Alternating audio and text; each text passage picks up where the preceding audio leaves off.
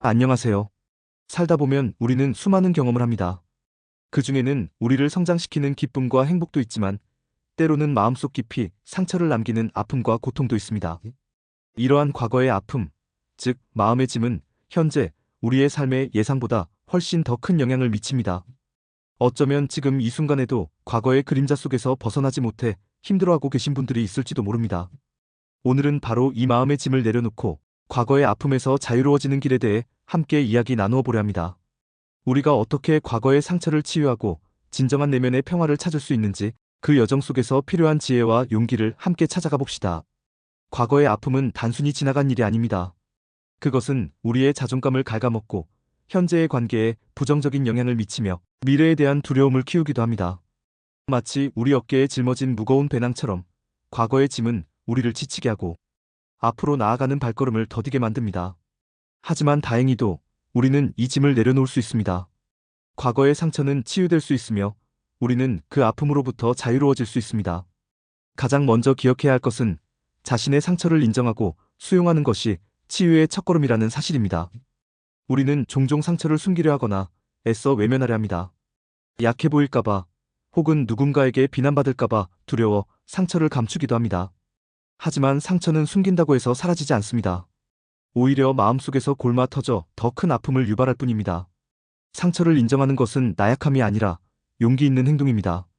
내가 아프다는 것을 인정하고 그 아픔을 있는 그대로 받아들이는 것부터 치유는 시작됩니다. 자신에게 긍정적인 말을 해주는 것도 매우 중요합니다. 우리는 생각보다 스스로에게 가혹합니다. 나는 부족해, 나는 왜 이럴까와 같은 부정적인 자기대화는 우리의 자존감을 더욱 낮춥니다.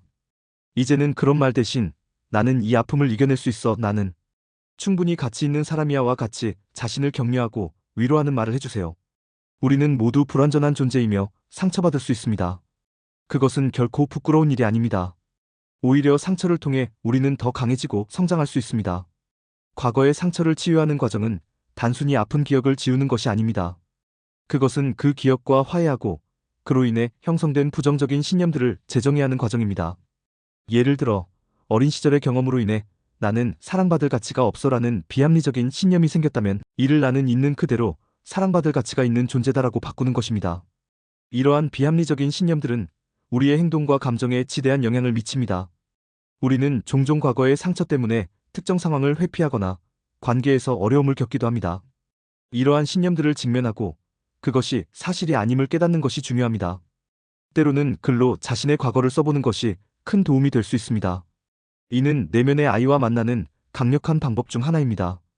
글을 쓰면서 잊고 지냈던 긍정적인 기억들을 다시 떠올릴 수 있고 그동안 말로 표현하기 어려웠던 복잡한 감정들을 글이라는 형태로 쏟아내면서 해소감을 느낄 수 있습니다. 일기를 쓰거나 자서전을 써보는 것도 좋습니다. 글을 쓰는 과정에서 우리는 객관적으로 자신의 상황을 바라볼 수 있게 되고 숨겨져 있던 감정의 매듭을 풀 수도 있습니다. 이 과정에서 울음이 터져나오거나 분노가 치밀어 오를 수도 있습니다. 괜찮습니다. 그 모든 감정은 치유의 일부입니다. 과거는 흘러갔고 우리는 현재를 살아가고 있습니다. 과거의 아픔에 붙잡혀 현재의 즐거움을 놓치지 않는 것이 중요합니다. 현재에 집중하는 연습은 과거의 고통으로부터 벗어나는 데 큰 도움이 됩니다. 명상이나 마음챙김과 같은 기법은 우리의 주의를 현재 순간으로 가져오고 과거의 번뇌에서 벗어나게 돕습니다. 일상의 작은 일들에 감사하며 현재를 즐기는 것이 중요합니다. 아침에 마시는 따뜻한 커피 한 잔, 창밖으로 비치는 햇살, 사랑하는 사람과의 짧은 대화. 이러한 작은 순간들 속에서 우리는 행복을 찾고 삶의 의미를 재발견할 수 있습니다. 과거의 상처가 너무나 커서 현재에 집중하기 어렵다면 최악의 상황을 상상해보는 것도 역설적으로 도움이 될 수 있습니다.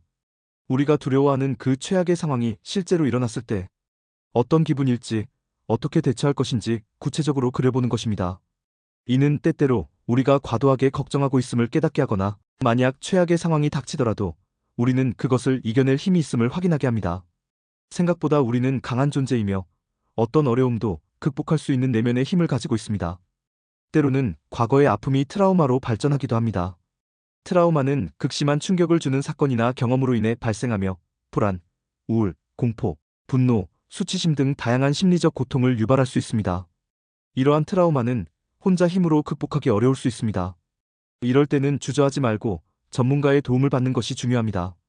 심리 상담사나 정신과 의사와의 상담은 트라우마를 이해하고 이를 극복하기 위한 체계적인 방법을 제시해 줄 수 있습니다. 노출 기법과 같은 심리 치료 기법은 트라우마의 원인이 되는 기억이나 상황에 점진적으로 노출되면서 그에 대한 공포나 불안을 줄여나가는 데 효과적입니다. 전문적인 도움은 우리가 과거의 짐을 안전하게 내려놓고 건강한 방식으로 치유될 수 있도록 돕는 중요한 과정입니다. 주변에 상처를 이야기할 수 있는, 신뢰할 수 있는 사람을 찾는 것도 중요합니다. 가족이나 친구, 혹은 종교적인 공동체 안에서 자신의 아픔을 나누는 것은 큰 위로가 될 수 있습니다. 나의 이야기를 들어주고 공감해주는 존재는 우리가 혼자가 아니라는 사실을 깨닫게 하고 치유의 과정을 가속화시킵니다. 하지만 여기서 중요한 것은 상대방이 나를 비난하거나 판단하지 않고 있는 그대로 받아들여줄 수 있는 사람이어야 한다는 것입니다. 만약 주변에 그런 사람이 없다면 앞서 말했듯이 전문가의 도움을 받는 것이 현명한 선택입니다. 과거의 아픔에서 자유로워지는 길은 단숨에 이루어지지 않습니다. 그것은 꾸준한 노력과 인내, 그리고 자기 자신에 대한 사랑이 필요한 여정입니다.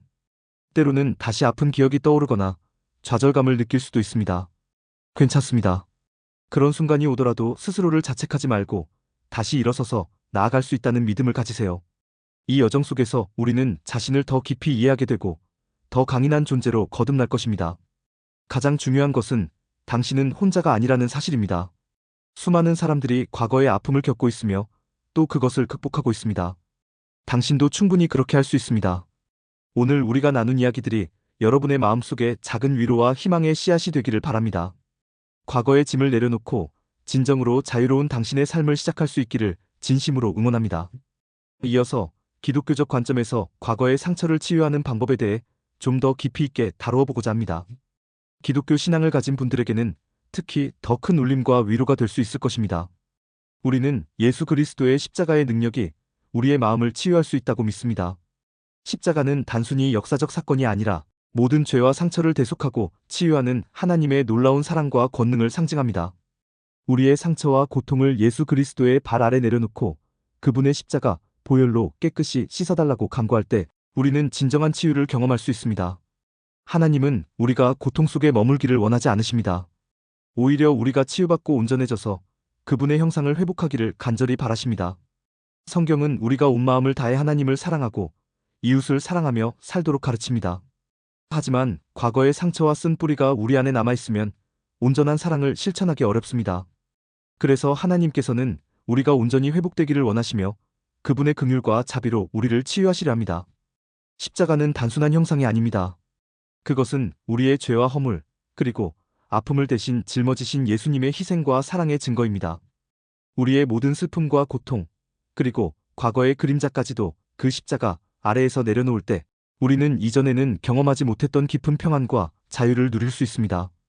믿음은 보이지 않는 것을 보는 것이며 기대하는 것을 현실로 만드는 힘입니다. 우리가 예수 그리스도의 치유 능력을 믿고 의지할 때 우리의 마음속 가장 깊은 상처까지도 회복될 수 있습니다. 성령의 도우심을 구하는 것 또한 매우 중요합니다.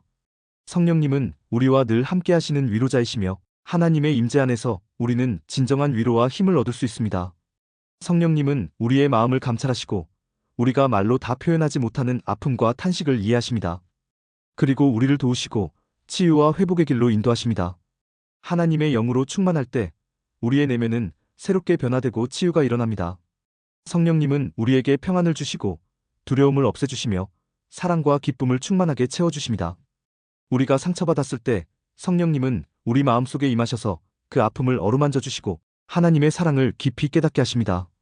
기도를 통해 성령님께 도움을 구하고 그분의 인도하심에 순종할 때 우리는 치유의 여정에서 큰 힘을 얻을 수 있습니다. 우리가 힘들고 지쳐 있을 때 세상의 어떤 위로보다 강력한 것은 바로 하나님의 위로입니다. 성령님은 그 하나님의 위로를 우리에게 가져다 주시는 분입니다. 따라서 꾸준히 기도하고 말씀을 묵상하며 성령님과의 교제를 통해 하나님의 임재 안에 거하는 것은 과거의 상처를 치유하는 데 있어 필수적인 과정이라고 할 수 있습니다. 이러한 영적인 치유는 단순한 심리적 위로를 넘어 존재의 근본적인 변화를 가져옵니다. 우리는 상처 때문에 하나님과의 관계가 멀어졌을 수도 있습니다. 혹은 상처 때문에 자신을 용서하지 못하고 죄책감에 시달릴 수도 있습니다. 하지만 십자가의 사랑은 이 모든 것을 초월합니다. 용서와 화해의 영이 우리 안에 임하면 우리는 자신을 용서하고 우리에게 상처를 준 사람들을 용서할 수 있는 힘을 얻게 됩니다. 용서는 우리 자신을 위한 것입니다. 다른 사람을 용서할 때 우리는 비로소 과거의 굴레에서 벗어나 자유로워질 수 있습니다. 이는 결코 쉽지 않은 과정일 수 있습니다. 하지만 성령님의 도우심으로 우리는 불가능해 보이는 용서까지도 해낼 수 있습니다. 용서를 통해 우리는 과거에 쓴 뿌리를 뽑아내고 새롭고 건강한 관계를 시작할 수 있습니다. 과거의 상처 치유는 단순히 아픈 기억을 지우는 것이 아니라 그 기억을 통해 우리가 성장하고 변화하는 과정입니다. 상처는 우리를 약하게 만드는 것이 아니라 오히려 우리를 더 깊이 이해하고 타인의 아픔에 공감하며 더 강인한 존재로 나아가게 하는 계기가 될 수 있습니다. 모든 아픔에는 배움이 있고 모든 고난에는 축복이 숨어 있다고 합니다. 우리가 과거의 아픔을 통해 무엇을 배우고 어떻게 더 나은 존재로 변화할 것인지 성찰하는 것은 매우 중요한 일입니다. 이 여정은 혼자만의 싸움이 아닙니다. 하나님께서 우리와 함께 하시며 성령님께서 우리를 인도하시고 사랑하는 이들이 우리 곁에서 지지해 줄 것입니다. 당신은 충분히 강하고 당신은 충분히 가치 있으며 당신은 충분히 치유받을 자격이 있습니다. 이 모든 과정을 통해 우리는 과거의 상처가 더 이상 우리를 붙잡고 있지 않음을 깨닫게 될 것입니다. 오히려 그 상처가 우리를 성숙시키고 다른 이들을 위로하며 더 큰 사랑을 베풀 수 있는 통로가 되었음을 발견하게 될 것입니다. 이제 우리는 과거의 짐을 완전히 내려놓고 하나님의 은혜 안에서 새롭게 시작할 수 있습니다. 진정한 자유와 평화는 바로 여기에 있습니다. 이 길을 함께 걸으며 당신의 삶에 놀라운 치유와 회복의 역사가 일어나기를 간절히 기도합니다. 감사합니다.